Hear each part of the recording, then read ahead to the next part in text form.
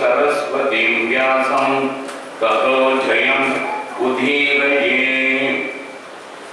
வாணியை சரண் புகுந்தேன் அருள் வாக்களிப்பாள் என திடம் மிகுந்தேன் கேணியல் பெருந்தவத்தாள் நிலம் பெயரளவும் பெயர் பெயராதாள் பூணியல் மார்பகத்தாள் ஐவர் பூவை திரௌபதி புகழ்கதையை மானியல் தமிழ் பாட்டால் நான் வகுத்திட கலைமகள் வாழ்த்துகிறே.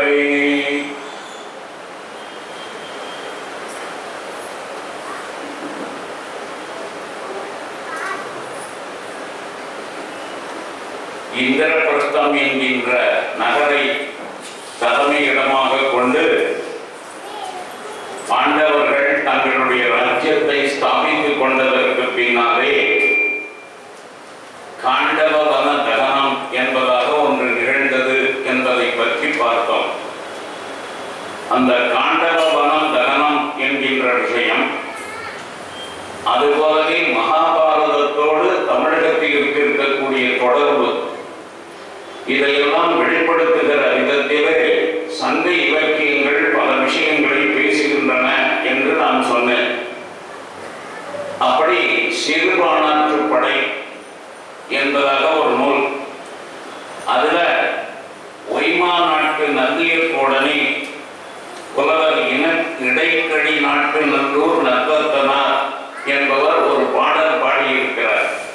அதாவது இந்த சிறுபானாற்று படை பெரும்பானாற்று படை என்கின்ற இலக்கியங்கள் எல்லாமே ஒரு பாணனை இன்னொரு பாணன் ஆற்றுப்படுத்துவது என்பதாக பொருள். இந்த ஆற்றுப்படுத்துவது என்று சொன்னால், நான் இந்த இடத்திற்கு போனேன், அவர்கள் என்னை இந்த வகையிலே உபச்சரித்தார்கள், அதுபோல நீயும் அங்கு போனால் உனக்கு அந்த உபச்சாரங்கள் கிடைக்கும் அப்படி என்பதாக நன்கொடை வாங்கிவிட்டு வருகிற ஒருவன், பரிசு பொருள்களை வாங்கி கொண்டு வருகிற ஒருவன் இன்னொரு அதை போன்ற ஒரு புலவனை அந்த பரிசு பொருளை பெறுவதற்கு அதே நபரிடத்திலே அனுப்புவது. இது ரெண்டு நூல்கள் அப்படி சங்க இலக்கியங்களில் இருக்கின்றன. ஒன்று சிறுபானாற்று படை, இன்னொன்று பெரும்பானாற்று படை. இந்த சிறுபானாற்று படை பெரும்பானாற்று படை இந்த இரண்டுக்குமே வித்தியாசம். சிறுபானா அப்படின்னா என்ன அப்படின்னாக்க, அந்த பாணர்கள் பாடுகிற யாழ் இருக்கிறதா, சிறிய யாழை கொண்டு இசைக்கிறவர்கள் சிறு பாணர்கள், பெரிய யாழை கொண்டு இசைக்கிறவர்கள் பெரிய பாணர்கள். பாணர்கள் என்பது அந்த காலத்துல பாடகர்கள், அதாவது யாழ் இசையோடு கூட பாடுகிறவர்கள். Instrumental music with vocal. அதனால the vocal music with instrumental support, அந்த மாதிரி ஒரு காலத்துல நம்ம ஊர்ல அந்த மாதிரி பாணர்கள் இருந்திருக்கிறார்கள். அதனால இதை பற்றி நம்முடைய பெரிய புராணத்தில் வருகிறது, ஆழ்வார்களுடைய சரித்திரத்தையும் வருகிறது. திருப்பாணாழ்வார் என்பதாகவே ஒருவர் வாழ்ந்திருக்கிறார்.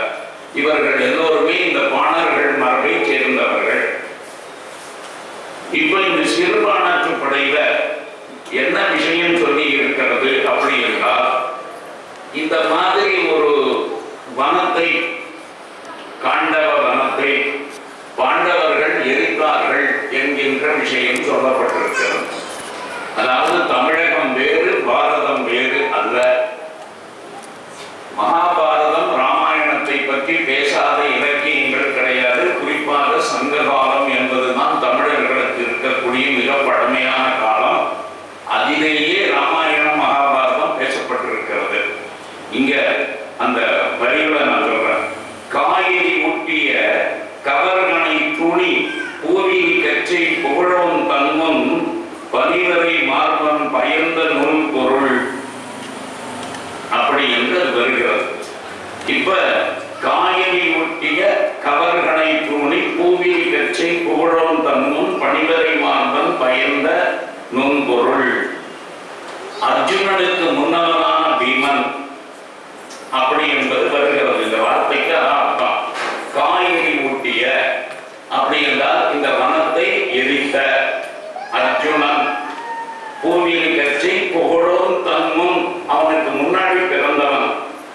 நீலரை மார்பன் மிகுந்த இமயமலை போன்ற மார்பகத்தை உடையவன் பயந்த நுண்பொருள் அவன் எழுதிய ஒரு சமையல் நூலில் குறிப்பிடப்பட்டுள்ள அதான் இந்த விஷயம்.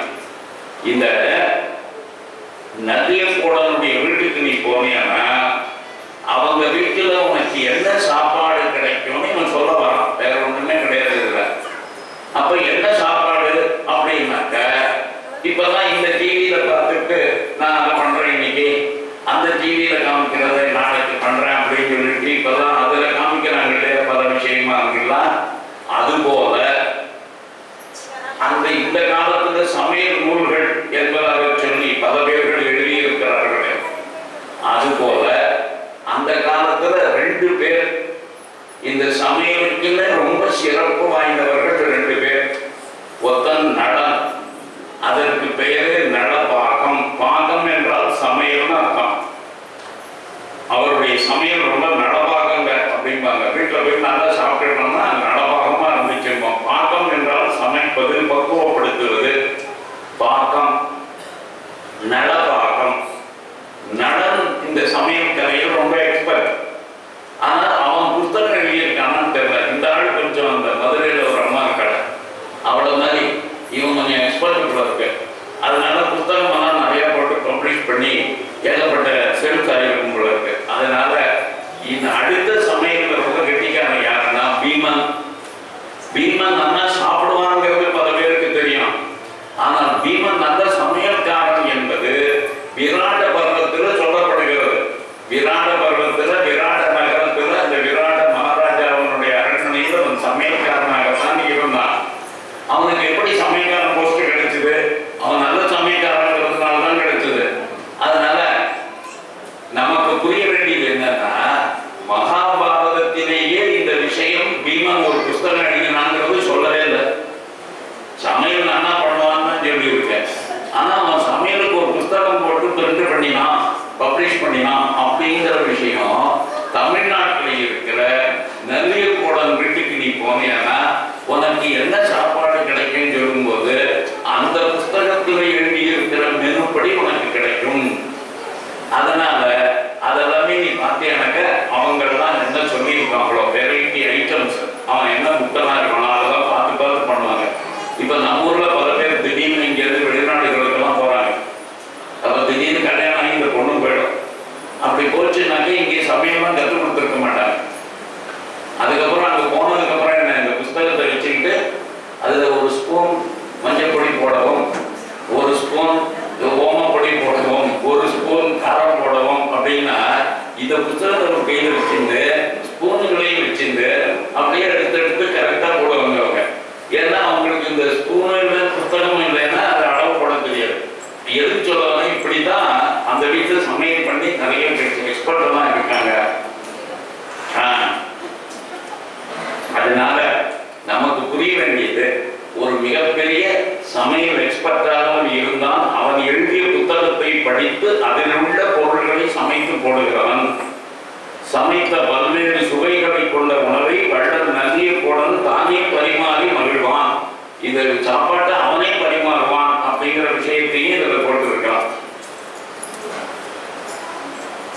இப்ப இந்த வனமானது எரிக்கப்பட்டதற்கு பின்னாலே இந்த வனத்தில் இருந்து தப்பி பிழைத்த மயன் என்பவர் அவன் அர்ஜுனனுடைய உதவியினால அவனுடைய காலில் விழுந்து வணங்கிய காரணத்தினாலே மயன் என்பவன் அசுர தட்சன் அவன் விளைவருகிறான்.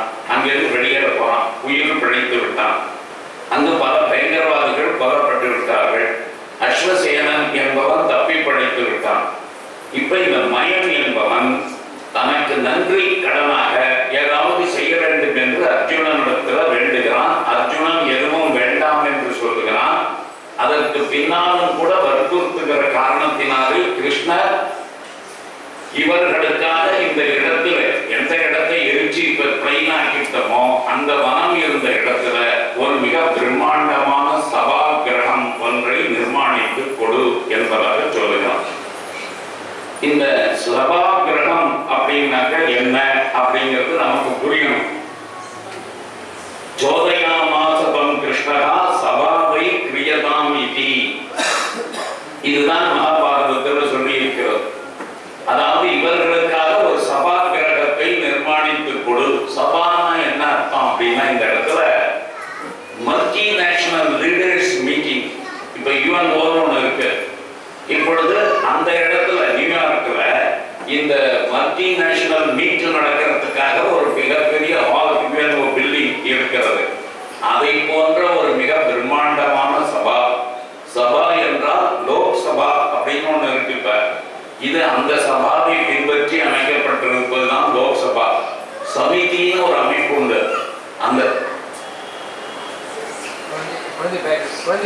அந்த சமிதி என்கின்ற அமைப்பு ராஜ்யசபா என்பதாக இன்றைய தினம் இருக்கிறது. இப்ப ரெண்டுக்கும் பேரு சபான்னு கொடுத்துருக்கோம், லோக்சபா ராஜ்யசபா. அப்போ முன்காலத்துல நம்முடைய நாட்டுல சபா என்றால் அது ஒரு பெரிய போரம், சமிதி என்றால் ஒரு சின்ன போரம். அதனால இப்ப சின்ன போரம் ராஜ்யசபா, பெரிய போரம் லோக்சபா. அந்த லோக்சபா பில்டிங் இது 1911 கட்டப்பட்டு இனாகுரேட் பண்ணப்பட்டது. இப்ப இருக்கக்கூடிய லோக்சபா கட்டிடம் ராஷ்டிரபதி பவன் பக்கத்துல, இந்த எல்லா கட்டிடங்களுமே 1911 கட்டப்பட்டு அதுக்கப்புறம் தான் நம்முடைய ஹெட் குவார்டர்ஸ், நம் நாட்டினுடைய தலைநகரம் கல்கட்டாவில் இருந்து டெல்லிக்கு மாற்றப்பட்டது. டெல்லி நமக்கு எத்தனை ஆண்டுகளாக தலைநகராக இருக்கிறதுன்னா, இந்திரபிரஸ்தம் என்பதாக பாண்டவர்கள் காலத்தில் இருந்து, அதற்கப்புறம் இந்து ராஜா, கடைசி இந்து ராஜாவாக பிருத்திவிராஜ் சௌஹான் ஆண்ட காலத்தில் இருந்து, அதற்கு பின்னாலே இஸ்லாமியர்கள் படையெடுத்து வந்து அந்த நகரை ஆக்கிரமித்து அங்கு தலைநகரை வைத்திருந்தார்கள். இப்ப பிரிட்டிஷ் ஆட்சி வருகிற போது தலைநகரம் கல்கட்டாவுக்கு மாறிவிடுகிறது. இப்ப டெல்லி அவங்க கைக்கு இன்னும் வரல. அதனால முதல்ல காலம் ஒன்றியது சென்னை, கல்கத்தா போன்ற இடங்கள்ல. அதனால அங்கதான் இருந்தது. அதுக்கப்புறமாக காலங்காலமாக டெல்லி தான் தலைநகராக இருந்திருக்கிறது என்பதை புரிந்து கொண்டு டெல்லிக்கு பிரிட்டிஷ்காரர்கள் தலைநகரை மாற்றினார்கள். அப்ப கட்டப்பட்டதுதான் இப்ப இருக்கிற லோக்சபா பில்டிங். இதற்கு இணையான ஒரு கட்டிடம் இப்பொழுது எங்கும் கிடையாது. நம்முடைய லோக்சபா கட்டிடம் ஒன்றும் சாதாரண கட்டிடம் அல்ல. இப்பொழுது இருக்கிற பார்லிமெண்ட் பில்டிங் பெஸ்ட் டிசைன். அப்படி பிரிட்டிஷ்காரர்கள் அதை பல உள்ளூர் இன்ஜினியர்ஸினுடைய துணை கொண்டு அழகாக கட்டி இருக்கிறார்கள். அதுபோல ஒரு சபா கிரகம் கட்டி கொடு என்று சொன்னார். உடனே புண்ணியே அகனி மகாதேஜாகா கிருத கௌதுக மங்களகா, ஒரு நல்ல நாள் செலக்ட் பண்ணி இந்த மயன் என்பவன் நல்ல நாள் முகூர்த்தம் குறித்து அந்த நேரத்தில் இந்த வேலையை தொடங்கினான். மயோபி ச மகாபாகா சர்வரத்ன விபூஷிதாம் விதிவத் கல்பயாமாச சபாம் கர்மசுதாயவை. இந்த இடத்துல மிக பிரம்மாண்டமான ஒரு கட்டிடத்தை இவர்களுக்காக அவன் கட்டி கொடுத்தான். அதுல எல்லா விதமான ரத்தனங்களும் இழைக்கப்பட்ட ஒரு கட்டிடம். இப்பெல்லாம் சாதாரண கற்களை பொருத்தக்கூடிய விஷயத்தை நம்ம பார்த்திருக்கோம். சின்ன சின்ன பேர்ட்ஸ் அல்லது கண்ணாடிகள், அதை பொருத்தக்கூடிய கட்டிட அமைப்பை பார்த்திருக்கோம். ஆனால் ஒரு காலத்துல இந்த கட்டிடங்களில் நம்ம தேசத்தை பொறுத்த வரைக்கும் பெரிய ராஜாக்களுடைய கட்டிடம், வணிகர்களுடைய பில்டிங் தான் ரத்ன கற்கள் பொதிக்கப்படும். அப்படின்னா எந்த அளவுக்கு திருட்டு பயம் இல்லாமல் இருந்திருக்குங்கிறத புரிஞ்சுங்க. வீட்டு வாசலையே ஒவ்வொரு தூணெல்லாம் ரத்தன கற்கள் பதிச்சு வச்சிருக்கான். இப்ப அப்படி பெருச்சி வச்சுட்டு அவனால பாதுகாப்புக்கு என்ன பண்ணுவான், அவனா பிடிங்கி போட மாட்டான். அந்த காலத்துல அப்படியெல்லாம் வச்சிருந்தாலும் கூட யாரும் பிடிங்கிறது இல்லை.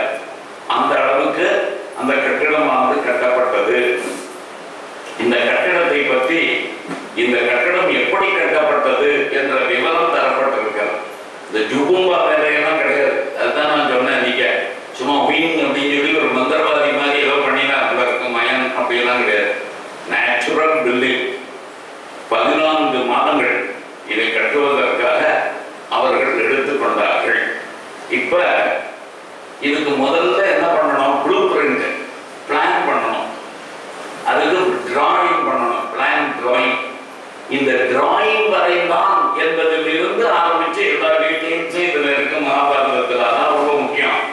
என்ன பிளானிங் யாரை கொண்டு கேட்டா, மயன் என்ன சொன்னா, நம்மளோட ஒரு ஆர்கிடெக்ட் கிட்ட போய் இந்த இடத்துல இது இருக்கணும், அந்த இடத்துல இது இருக்கணும்னு அவர் வரைஞ்சி மயன் தான் ஆர்கிடெக்ட், பில்டர், இன்ஜினியர் எல்லாமே அவன் தான்.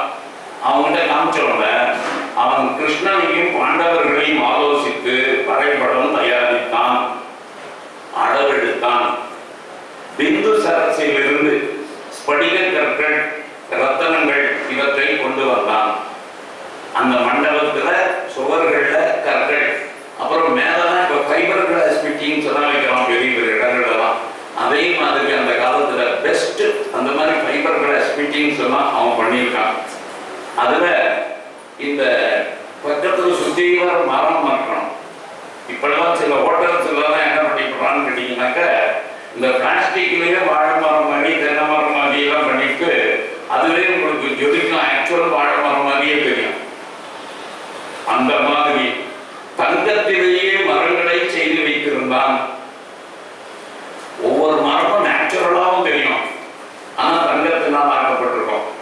இந்த பிளாஸ்டிக் லைட் ஃபிட்டிங்ஸ் தென்னை மரங்கள் அமைக்கிறது போது அவன் எல்லா இடத்துக்கும் அமைச்சிருந்தான். மொத்தம் எத்தனை நீளம்? 10,000 முழம் நீளம், 10,000 முழம் அகலம், 100 கோடி சதுர முழ பரப்பு. இந்த ஹால் மட்டும் ஆசாயத்தை அளவலாவிய உயரம், ரத்தன கற்களால் மதில்கள், வாயில்கள். இதுக்கு எத்தனை பேர் வேலை செஞ்சான்? மயங்கிற ஒரு ஆள் இப்படியே நான் சொன்ன மாதிரி மந்திரத்தினால வரவழைச்சாதான் இல்லை. 8,000 வேலையாட்கள் 14 மாதங்கள் இரவும் பகலுமாக வேலை செய்து, நைட் டியூட்டிக்கு ஆட்கள் வேற, பகல் டியூட்டிக்கு ஆள் வேற. இந்த ஷிஃப்ட்ல வேலை பார்க்குறோம், அந்த ஷிஃப்ட்டுக்கு வரமாட்டான், அந்த ஷிஃப்ட்ல வேலை பார்க்குறோமா, இந்த ஷிஃப்ட்டுக்கு வரமாட்டான். அப்படி 8,000 பேர் வேலை செய்து தாமரை, செங்கல் நீர் முதலிய மலர்கள் மலர்ந்துள்ள தடாகங்களை எல்லாம் ஏற்படுத்தி, ஸ்விம்மிங் பூல்ஸ் எல்லா இடத்துலையும், தடாகத்தின் நாற்புறங்களிலும் சித்திர வேலைப்பாடுகளுடன் கூடிய படிக்கட்டுகளை அமைத்து, இந்த கட்டடத்துக்குள்ள என்ன சிறப்புனாக்க இந்த ஹால் மீட்டிங் ஹால் இது. இதை சுற்றி வர வெளிநாட்டிலிருந்து வரக்கூடிய மன்னர்கள் தங்குவதற்கு தனித்தனியா பில்டிங் அகாமடேஷன் கெஸ்ட் ஹவுசஸ் வேணும். அது கட்டப்பட்டிருந்தது. அதுல அந்த கட்டடத்துல என்ன ஸ்பெஷாலிட்டி அப்படின்னா, அந்த அந்த இடத்துல நீங்க நடந்து போனீங்கன்னா ஒரு இடத்துல தண்ணி மாதிரியே இருக்கும், ஆனா தண்ணியே இருக்காது. நீங்க தண்ணி தேங்கி இருக்குன்னு நினைச்சுக்கிட்டு நீங்க வேஷ்டியை தூக்குவீங்க, ஆனா அந்த இடத்துல தண்ணியே கிடையாது. இன்னொரு இடத்துல தரை மாதிரியே இருக்கும், இங்க தரைதான் நினைச்சுக்கிட்டு நடப்பீங்க, தவான விழுந்துருக்க தண்ணி கூட. அந்த மாதிரி எது தரை எது தண்ணீர் என்று தெரியாமல், அது மட்டுமல்ல எது சுவர் எது ஹால், எந்த இடத்துல சுவர் இருக்குன்னு கண்டுபிடிக்க முடியாது. நீங்க இந்த கொபைன் கிளாஸுக்கு ஒரு விளம்பரம் ஒன்று கொடுப்பான், இப்போ கொஞ்ச நாளா நான் பார்க்கற டிவியில.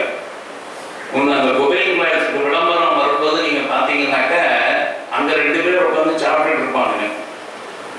இப்ப அந்த சுவர் இருக்குல்லையா, அந்த கிளாஸ் சுவர், அதை கிளீன் பண்றதுக்காக ஒரு பெரிய பக்கெட்ல தண்ணி எடுத்து அடிப்போம். அப்படி தண்ணி எடுத்து அடிக்கிற போது அந்த சுவரில் இருக்கிறது தெரியாம அங்க மேலதான் தண்ணி ஊத்துறாங்க இருக்குன்னு நினைச்சுக்கிட்டு அந்த சாப்பிட்றோம் 2 பேரும் அப்படியே விலகுவோம். இப்ப அவங்களுக்கு அந்த சுவர் ஒண்ணு இருக்குன்னு தெரியல, ஆனால் அந்த சுவரை தாண்டி தான் இவங்க சாப்பிடுறாங்க. சுவருக்கு அந்தந்த தண்ணி ஊற்றி அலம்புறாங்க. இது இன்னைக்கு கொபைன் கிளாஸ் விளம்பரம். இது உண்மையிலேயே இருந்தது. எது கிளாஸ் சுவர் எது நேர ஹால் அப்படின்னு தெரியாது. அதனால நடந்து போனீங்கன்னா இங்க சுவர் இருக்கிறது தெரியாம முட்டிப்பீங்க, இன்னொரு இடத்துல சுவர் இருக்கிறது போல இருக்குன்னு தடையிலே போவீங்க, அங்க ஒண்ணுமே இருக்காது. இதுதான் இந்த கட்டடத்தினுடைய சிறப்பு. இந்த கட்டடத்துல இன்னொரு விசேஷம் என்னன்னா, ஈஸிலி ஷிஃப்டபிள். எப்படின்னு கேட்டீங்கன்னா, இந்த இடத்துல இருந்து இந்த கட்டடத்தை தூக்கி திடீர்னு இந்த இடம் வேண்டாங்க, இந்த லொகேஷன் எனக்கு பிடிக்கல அப்படின்னு ஓனர் சொன்னான்னு வச்சுங்க, இது இந்த பில்டிங் அங்க இருந்தா ரொம்ப சௌகரியமா இருக்கும் அப்படின்னா இந்த பில்டிங்கை தூக்கி அப்படியே அங்க வச்சுடலாம். இன்னைக்கு இருக்குது நல்லா கவனிச்சிங்க, இன்னைக்கு the whole building can be shifted, the whole building can be altered. அப்படியே இருக்க தூக்கிட்டு நம்ம வேண்டிய இது பண்ணி அடிஷன்ஸை பண்ணிட்டு திரும்பவும் அதை ஃபிட் பண்ணிடலாம் அப்படின்னு இப்ப டெக்னாலஜி வளர்ந்துருக்கு. இந்த டெக்னாலஜியை பற்றி அதில் பேசியிருக்காங்க. இது இந்த இந்திர சபை அப்படிங்கிற ஒண்ணு, அதுக்கு அடுத்ததாக பிரம்ம சபை அப்படின்னு ஒண்ணு, அதுக்கப்புறம் யம சபை அப்படின்னு ஒண்ணு, வருண சபா அப்படின்னு ஒண்ணு, குபேர சபா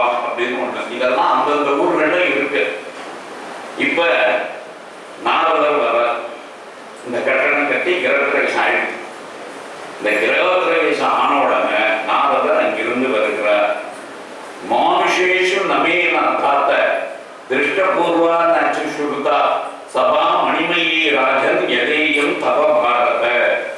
அதாவது இந்த மாதிரி ஒண்ண நாங்க எங்கேயுமே பார்த்தது கிடையாது. நாரதர் என்பவர் ஏன் சர்டிபிகேட் கொடுக்கணும்? அவருக்கு என்ன ரொம்ப இது. நம்ம ஊர்ல என்ன பண்ணுவோம், திடீர்னு ஒரு பெரிய கட்டடத்தை காமிப்பான், ஒரு பெரிய சினிமா தேட்டர். சார் ஏசியாவிலேயே இதுதான் பெரிய சினிமா தேட்டருமா. நான் எல்லாரையும் கிண்டல் பண்றது. நீ ஏசியாவில் எவ்வளவு ஊருக்கு போயிருக்கிறதா? நம்ம ஊர்ல எவனாவது இதுதான் ஏசியாவிலேயே பெரிய ஹோட்டல், ஏசியாவிலேயே இதுதான் பெரிய கல்யாண மண்டபம், ஏசியாவிலேயே இதுதான் பெரிய தியேட்டர்னு சொன்னான்னு வச்சுங்க, அத்தனை கப்சான்னு நல்லா தெரிஞ்சுங்க. ஏன்னா இவன் யாரும் ஏசியாவிலேயே பார்த்ததே கிடையாது. ஏசியாவை பார்க்காத ஒரு பையன் சீனாவுக்கு போனதில்லை, ஜப்பானுக்கு போனதில்லை, நம்ம ஊர்ல இருக்கிற ஒரு கட்டடத்தை பார்த்துட்டு இது ஏசியாவிலேயே இதுதான் சார் பெரிய கட்டடம். எவ்வளவு பைத்தியக்காரர் தான் போய் பிரச்சாரம். ஆனால் இப்ப நாரதர் சொல்றது அப்படி இல்லை. ஏன் அவர் ஜப்பானுக்கும் போயிருக்கார், சரி அதே மாதிரி சைனாவுக்கும் போயிருக்கார். இப்ப அங்கெல்லாம் கட்டடங்களை பார்த்துட்டு வந்து இந்த கட்டடம் மாதிரி அங்கதான் எங்கேயும் கிடையாது அப்படின்னு ஒருத்தர் சொன்னான்னு வச்சுக்க, நாம நம்பலாம். அந்த மாதிரி இவர் என்ன சொல்றாரு நாரதர், பிரம்மாவுடைய சபைக்கு நான் போயிருக்கேன், இந்திரனுடைய சபைக்கு நான் போயிருக்கேன், குபேரன் சபைக்கு போயிருக்கேன், ஆனால் இதற்கு ஈக்குவலாக எந்த சபையும் கிடையாது. அவ்வளவு பெரிய ஜைஜாண்டிக்கா கட்டியிருக்கப்பாங்க அப்படின்னு நம்ம பாராட்டுற. மனத்தின் அழுக்கு அணுகாத மாதவத்தோன் யுதிஷ்டிரருக்கு இம்மாட கூடம் தனத்தின் மிகு அழகையினம் அழகாபுரின்னு அர்த்தம். குபேரனுடைய தலைநகரம் அழகாபுரி, அழகேசன் அப்படின்னு அவனுக்கு பேரு. இலதென்று சாற்றினானே. அதனால இந்த சபையினுடைய அவ்வளவு பிரிசு. இப்ப நாரதர் இந்த சபை கட்டி முடித்த உடனே வருகிறார். வந்த உடனே நாரதர் அது போன்ற மகான்கள் யாராவது ராஜாக்களை பார்த்தாங்கன்னா, உன் ஒய்ஃப் சௌக்கியமா, குழந்தைகள்லாம் சௌக்கியமா, எந்த கிளாஸ் படிக்கிறாங்க அப்படின்னா கேட்க மாட்டாங்க. அந்த காலத்துல ஒரு ராஜாவை பார்த்து இன்னொரு பெரிய மகரிஷி வந்து பேசினார்னா பாலிடிக்ஸ் தான் பேசுவாங்க. என்ன பேசுவாங்க? உன் நாடு எப்படி நடக்குது, உன் கவர்மெண்ட் எப்படி ஃபங்க்ஷன் பண்ணுகிறது, அதைத்தான் கேட்பாங்களே தவிர நீ எத்தனை கோடி ரூபாய் சம்பாதிச்சிருக்க, எந்தெந்த ஊரை வளர்ச்சி போட்டிருக்க, எந்தெந்த பேங்க்ல நிறைய பணத்தை டெபாசிட் பண்ணியிருக்க, சுவிஸ்ல என்ன அக்கௌண்ட் இருக்கு, இதெல்லாம் கேட்டுருக்க மாட்டான். இப்ப இருக்கிற அரசியல்வாதிகிட்ட என்ன பேசினா என்ன பேச முடியும் தான் பேச முடியும். ஏன்னா அவன் அக்கௌண்ட்டு தான் பதில் சொல்ல முடியும். நீ என்னென்ன திட்டம் வகுத்திருக்கேன்னு கேட்டா அவன் என்ன சொல்லுவாங்க, நான் இந்த திட்டம் வகுத்திருக்கேன், நான் இதை பண்ணியிருக்கேன், நல்லதுன்னு சொல்றதுக்கு ஏதாவது ஒண்ணு இருக்கா? ஒண்ணும் இல்லை. இப்ப நாரதர் வந்தவொடனே கேட்கிற ராமன் பரதனிடத்துல கேட்கிற அதே வார்த்தைகள். கஷ்டித் சர்க்கம் பேரு, அதுக்கு பேரு கஷ்டித் சர்க்கம். அந்த கஷ்டித் சர்க்கத்துல அவர் என்ன கேட்கிறாரோ அதே விஷயங்கள். ராமன் பரதனிடத்துல நீ ராஜ்யத்தை ஒப்புக்கொண்டு விட்டாயே, இப்பொழுது ராஜ்யம் எப்படி நடைபெற்றுக் கொண்டு இருக்கிறது என்று பரதன் ராமனை வந்து சந்திப்பதற்காக சித்திரகூடத்தை விட்டு வருகிற போது சித்திரகூடத்துல பரதனிடத்துல அவன் என்ன கேட்டானோ அதே கேள்விகள். அதாவது கொஞ்சம் வித்தியாசம், அவ்வளவுதான். ஆனா விஷயங்கள் ஒண்ணுதான். கஷ்டித் ஆச்சரித்தம் பூர்வைகி நரதேவ பிதாமகைகி பக்தசே விருத்தி மகத் தர்மார்த்த சகிதம் த்ரிஷு கஷ்டித் அர்த்தேன வா தர்மம் தர்மேன அர்த்தான் அதாபிவா உபவா பிரதிஸ்நாரேன ந காமேன பிரபாதசே. இது அத்தனையும் அவர் கேட்கிற கஷ்டித் அப்படின்னு ஒவ்வொரு ஸ்லோகமும் ஆரம்பிக்கிற போது கஷ்டித் அப்படின்னு ஆரம்பிக்கும். இந்த விஷயத்துல நீ என்ன செய்திருக்கிறாய், இந்த விஷயத்தில் எது நடந்திருக்கிறது, இந்த இங்கே இந்த கஷ்டித் சர்க்கம்னு தலைப்பு கொடுக்கல. ராமாயணத்துல இந்த பரதனை சந்திக்கக்கூடிய இந்த சாப்டர் அத்தியாயத்திற்கே வால்மீகி ராமாயணத்துல கஷ்டித் சர்க்கம்னு பேர். அவர் கேட்கிற எல்லா கேள்விக்கும் பரதன் பதில் சொல்லாம உட்கார்ந்துடும். கடைசியில ஒரே ஒண்ணுதான் சொல்லுவான், நான் ராஜ்யத்தை ஆண்டாதானே உங்கள்கிட்ட வந்து இந்த கேள்விக்கெல்லாம் பதில் சொல்லணும், ராஜ்யத்தையே ஏற்றுக்கொள்ளாத இடத்தில் எதற்காக ராஜ்யத்தை பற்றி இவ்வளவு கேள்விகள் கேட்கிறீர்கள் அப்படின்னு சொல்லிவிடலாம். இப்ப நாரதர் யுதிஷ்டிரத்தை கேட்கிற போது யுதிஷ்டிரருக்கு அப்படி பதில் சொல்ல முடியாது. ஏன்னா இவ ராஜா ஆண்டுட்டு இருக்க. அதனால இப்ப அவர் என்னதான் கேட்கிறாரு பாருங்க. சுகங்களை அனுபவித்தாலும் உன் மனம்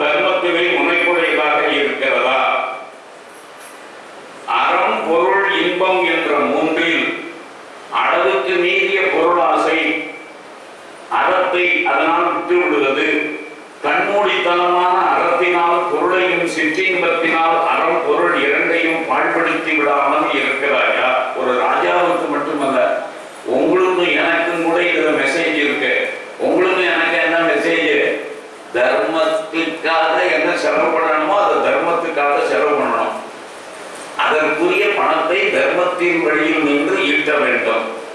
இன்பத்தை துய்ப்பதுதான் வாழ்க்கையில இங்கு இருக்கக்கூடிய விஷயம். அதனால இன்பத்தை புறக்கணிக்க கூடாது. அறம் பொருள் இன்பம் யூனிஃபார்மா இருக்கணும். இதெல்லாம் ஒழுங்கா இருக்கா? இல்ல எப்ப பார்த்தாலும் காலம் ரெண்டு கோயிலுக்கு போறாரு, ராத்திரி கோயிலுக்கே போயிட்டு இருக்காரு, எப்ப பார்த்தாலும் சாமியார் மடத்துக்கே போறாரு, வீட்டுக்கே வரதில்ல, அதுக்கப்புறம் கொண்டாட்டியோட ஒரு நாள் கூட வாக்கிங் எல்லாம் போறதில்ல, ஒரு பார்க்குக்கு கூப்பிட்டா பீச்சுக்கு கூப்பிட்டா கூட வரதில்ல அப்படின்னு இருக்காதுங்கிற நான் சொல்லல. அறத்தினால் பொருளை நீ புறக்கணிக்கிறாயா? அறத்தினால் இன்பத்தை புறக்கணிக்கிறாயா? இல்லை இன்பத்திற்காகவும் பொருளுக்காகவும் அறத்தை புறக்கணிக்கிறாயா? இந்த மூணு சமமா இருக்கணும். தர்மத்திற்கும் இடம் இருக்கணும், தர்மத்தினுடைய ஆதாரத்தில் பொருளீட்டணும், லஞ்சம் வாங்கக்கூடாது, தவறான வழியில் பொருளீட்டக்கூடாது. ஆனால் ஈட்டுகிற பொருளை தர்மத்துக்காகவும் செலவு பண்ணணும், தன்னுடைய சொந்த இன்பத்திற்காகவும் செலவு பண்ண வேண்டும். உன்னுடைய பலத்தையும் பிறனுடைய பலத்தையும் நன்றாக யோசித்து பார்த்து உன்னை விட பலவான்களுடன் சிநேகம் செய்து கொண்டிருக்கிறாயா? யாரோடையாவது சண்டை போடுறதுனாக்க உன்னை விட பெரிய ராஜாவோட சண்டை போடாம இருக்கியான்னு கேட்கிற. நீ மட்டும் அனாவசியமா மோதி இருக்கிறதையும் அழிச்சுட்டு இருக்கியா? இல்ல ஒழுங்கா இவன் நமக்கு ரொம்ப பலம், நம்ம பேசாம இவன்கிட்ட ஃப்ரெண்ட்ஷிப் வச்சுக்கிறதே நல்லதுன்னு ஒழுங்கா இருக்கியா? பயிர் வியாபாரம், கோட்டை காவல், அணைகள், வனவிலங்குகள், இது அத்தனை இந்த இடத்துல சொல்லுகிறார்.